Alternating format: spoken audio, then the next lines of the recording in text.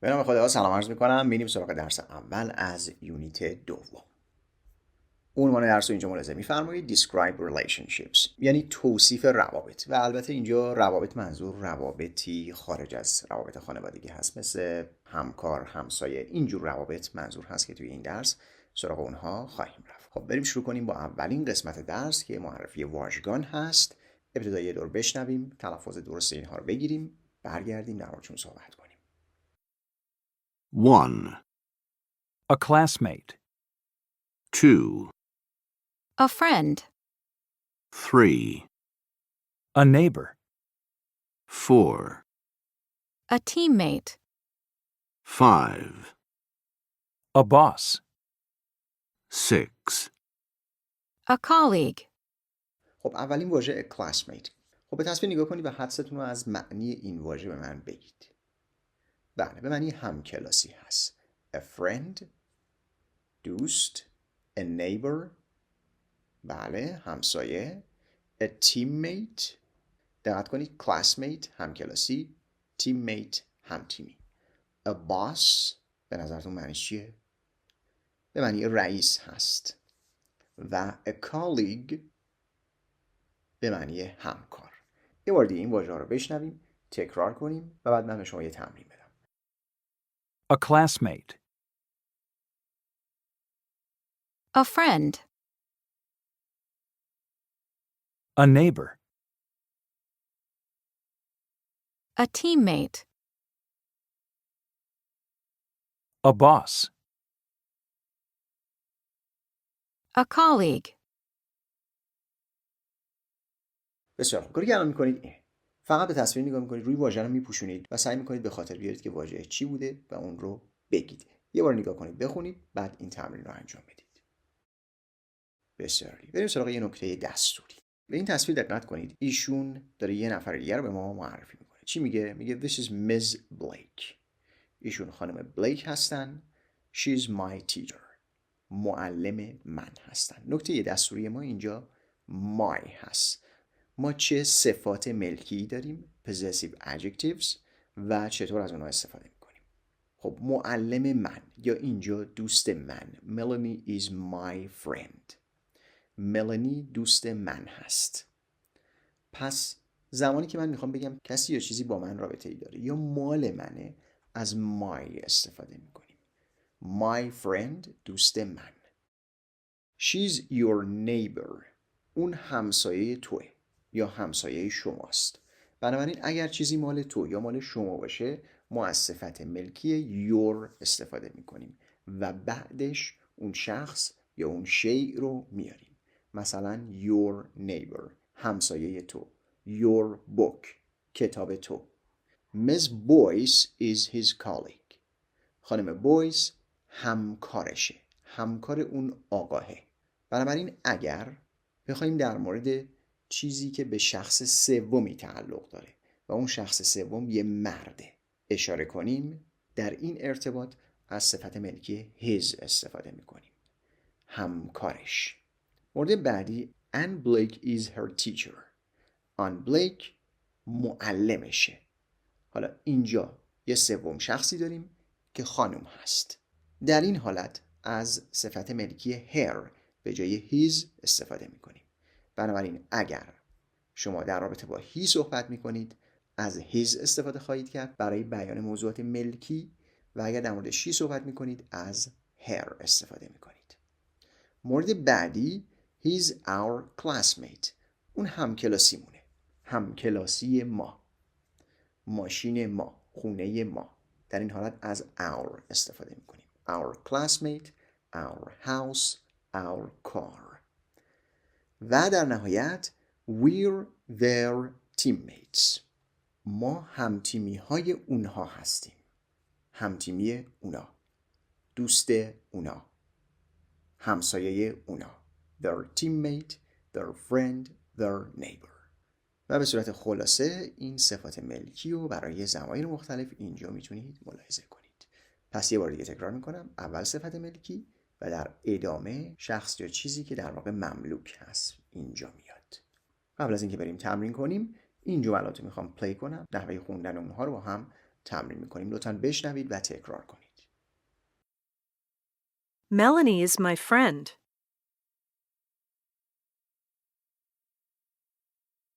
She's your neighbor.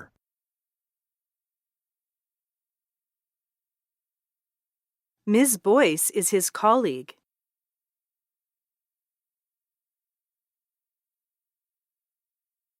Anne Blake is her teacher.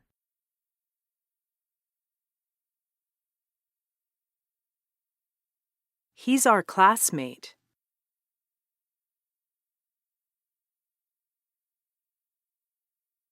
We're their teammates. بریم سراغ تمرین. جملات اینجا برای ما یادداشت شده. توی پارت دی لطفاً صفت ملکی مناسب رو انتخاب کنید. انجام بدید. بعد از مکسی برمیگردیم و چک میکنیم. پاسخ رو هم ببینیم. Miss Sands is my colleague. خانم سندز همکار منه. همکار من. اینجا از I نمیتونیم استفاده کنیم چون I رابطه مالک و مملوک رو نشون نمیده. صرفاً یه ضمیره. ولی my هست که این رابطه رو نشون میده. Is Elaine your friend? آیا ایلین دوست توه؟ Is Dr. Selden her doctor? آیا دکتر اون دکترش دکتر سلدنه؟ Are they Andrew and Carla؟ ببینید اینجا دیگه رابطه مالکیت مطرح نیست. ما صرفاً میخوایم بپرسیم که اونا اندرو و کارلا هستن یا نه. بنابراین اینجا از they استفاده میکنیم. Are they؟ آیا اونها اندرو و کارلا هستن؟ Mr. Ellis is our neighbor. آقای الیس همسایه ماست. و I'm his classmate. من همکلاسیشم.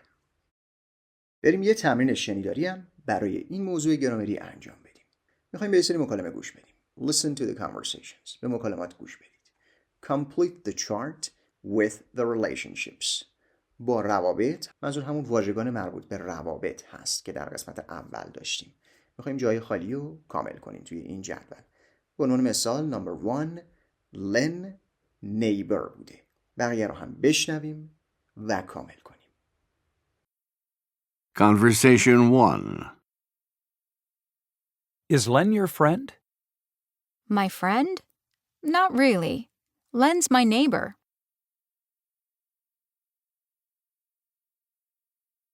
Conversation 2. Hi, Steve. This is Bruce. Bruce is my classmate. Nice to meet you, Bruce. Nice to meet you, Steve.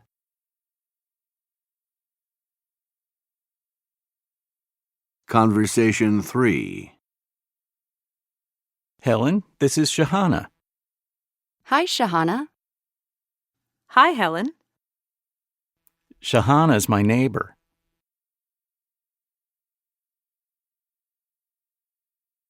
Conversation 4. Stan, this is my boss, Mr. Grant. Hello, Mr. Grant. Nice to meet you. Nice to meet you too, Stan.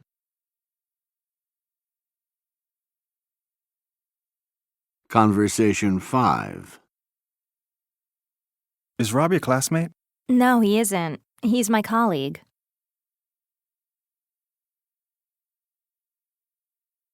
Conversation 6. Mary, this is my friend Carlos. Hi, Carlos. Nice to meet you. Nice to meet you, Mary.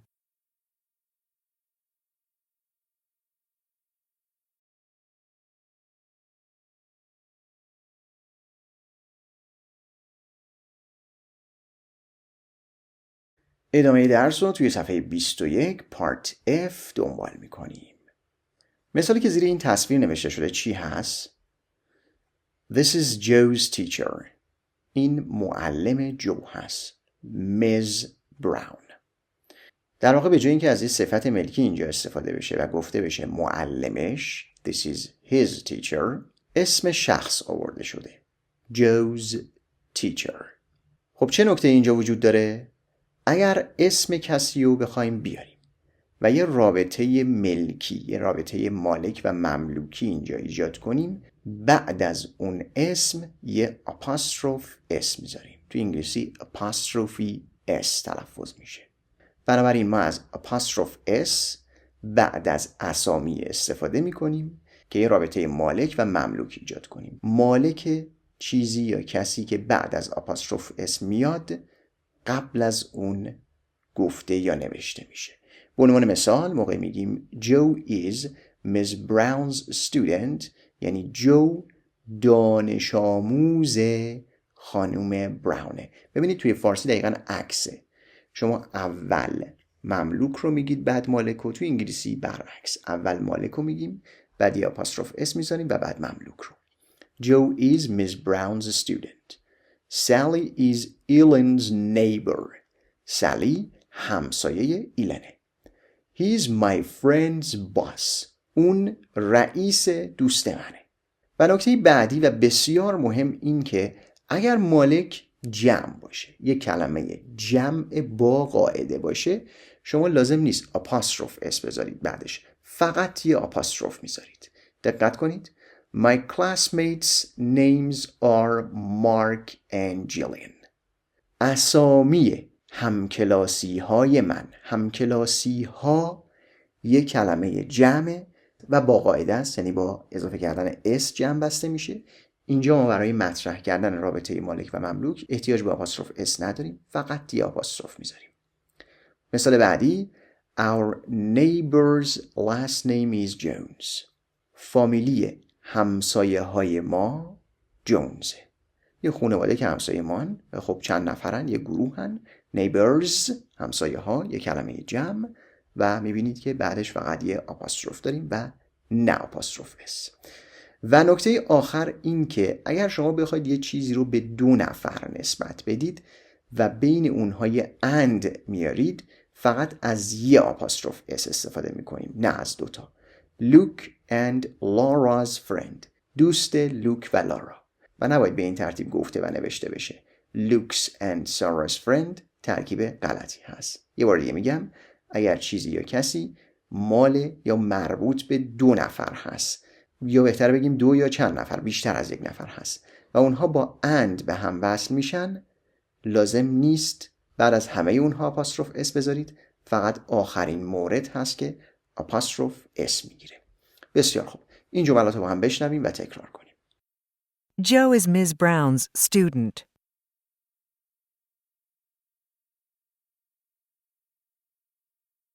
Sally is Ellen's neighbor.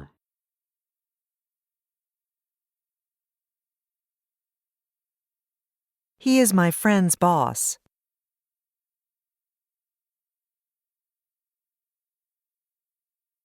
My classmates' names are Mark and Jillian.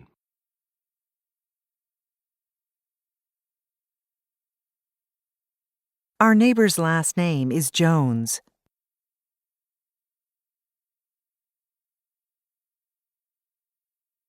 خب بریم برای این مطلبم یه تمرین حل کنیم.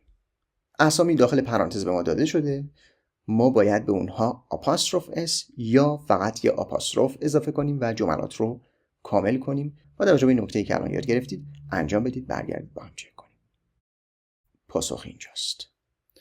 مورد اول که یادداشت شده Are they Don's neighbors؟ آیا اونها همسایه های دان هستند؟ همسایه ها اینجا مملوکه که جمع، ما مالک اگر جمع باشه فقط آپاستروف میذاریم. He is Isabel's classmate. اون همکلاسی ایزابل هست. نینا is Mr. Martin's boss. نینا رئیس آقای مارتین هست. اینجا مارتین last name، first name نیست. I'm your neighbor's boss. من رئیس همسایتون هستم. They're our friends teammates. دوست ها. Friends یک کلمه جمع هست، بعدش فقط یه آپاستروف گذاشتیم. Peter is Liz and Julie's teacher. پیتر معلم لیز و جولیه. چون دو نفر بودن فقط نفر آخر هست که آپاستروف میگیره. و در نهایت برسیم به مکالمه.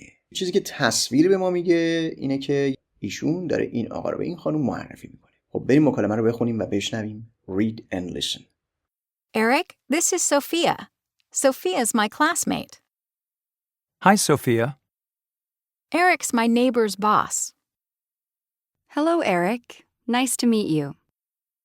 Nice to meet you too. خب در مکالمه چه گذشت؟ اریک در واقع این خانم وسطی مکالمه رو شروع میکنه، آقا رو صدا میزنه و به خانم معرفی میکنه. Eric, this is Sophia. Sophia is my classmate. Eric ایشون سوفیا هستن. سوفیا همکلاسی منه. اریک اینجا میگه Hi Sophia. و نفر اول به این ترتیب ادامه میده. Eric's my neighbor's boss. اریک رئیس همسایه منه. این آپاستروف اس اولی is هست. اریک is my neighbor's boss. اریک هست رئیس همسایه من. و اینجا سوفیا میگه Hello Eric, nice to meet you. Nice to meet you too. بریم مکالمه رو دوباره با هم بشنویم و این بار تکرار کنیم. Eric, this is Sophia. Sophia is my classmate.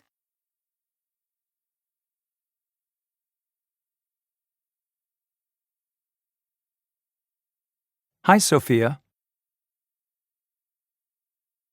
Eric's my neighbor's boss.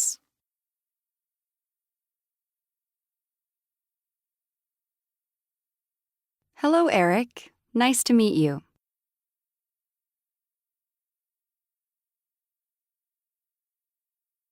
Nice to meet you too. خب کاری که الان باید بکنید اینه که مکالمه رو تکرار کنید و بهتره که این اتفاق 3 نفره بیفته. یا اینکه اگر یه نفر هستید فعلا یه سمت از مکالمه رو خودتون بگید و روی اون خطها رو بپوشونید و اون 2 سمت دیگر رو بخونید. هر وقت نوبت خودتون شد دوباره بلند بگید اون قسمت مکالمه رو. مرحله دوم این هست که بیایم قسمت‌های مختلف مکالمه رو که بیشتر اسامی و روابط هستن عوض کنیم و یه مکالمه جدید بسازیم. این 2 تا مرحله رو انجام بدید. برگردید یه تمرین دیگه بدم. و تمرین بعدی این هست که در این مکالمه بیایید زبانی که لنگویجی که در مکالمات قبلی در دروس قبلی یاد گرفتیم بیایم اضافه کنیم. ببینیم کجای مکالمه میتونیم اینها رو جای بدیم و از این موارد توی مکالمه‌مون استفاده کنیم. مثلا میشه شغل رو گفت I'm an engineer, I'm a teacher, I'm a doctor, I'm a nurse یا یه چیز دیگه. و شغل طرف مقابل رو پرسید Are you a nurse؟ و به جای nice to meet you مثلا بگیم glad to meet you یا بگیم it's a pleasure to meet you. یا به جای تمامی این عبارات اینجا بگیم how's it going که معادل how are you و پاسخ بشنویم. و همینطور میتونیم در ادامه how do you spell your name و طرف مقابل اسم رو اسپل کنه. اینها رو هم به مکالمه اضافه کنید حتما. و با انجام این تمرین میرسیم به انتهای درس اول که در رابطه با تعدادی از روابط بود. ممنون که همراهی کردید. روز خوش. خدا نگهدار.